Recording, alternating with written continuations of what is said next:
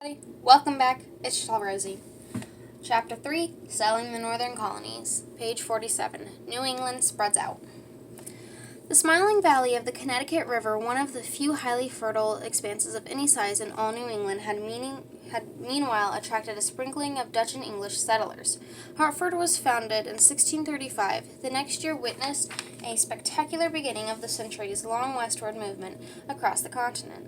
An energetic group of Boston Puritans, led by Reverend Thomas Hooker, swarmed as a body into the Hartford area, with the ailing Mrs. Hooker carried on a horse litter. 3 years later, in 1639, the settlers of the new Connecticut River colony drafted in open meeting a trailblazing document known as the Fundamental Orders.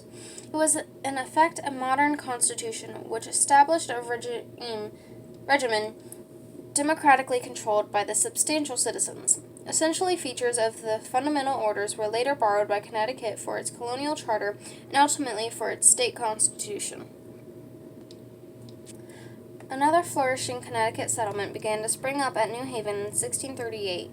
It was a prosperous community founded by Puritans who contrived to set up an even closer church-government alliance than in Massachusetts. Although only squatters without a charter, the colonists dreamed of making New Haven a bustling seaport, but they fell into disfavor with Charles II as a result of having sheltered two of the judges who had condemned his father, Charles I, to death. In 1662, to the acute distress of the New Havenites, the Crown granted a charter to Connecticut that merged New Haven with the more democratic settlements in the Connecticut Valley. Far to the north, enterprising fishermen and fur traders had been active on the coast of Maine for a dozen or so years before the founding of Plymouth.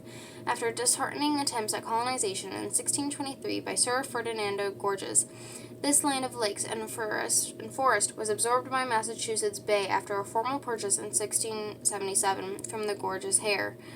It remained a part of Massachusetts for nearly a century and a half before becoming a separate state. Granite-ribbed New Hampshire also sprang from the fishing and trading activities along its narrow coast. It was absorbed in 1641 by the grasping Bay Colony under a strained interpretation of the Massachusetts Charter. The king, annoyed by this display of greed,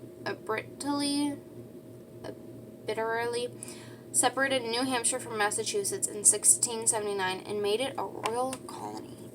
Ended on 48, and I hope you enjoyed.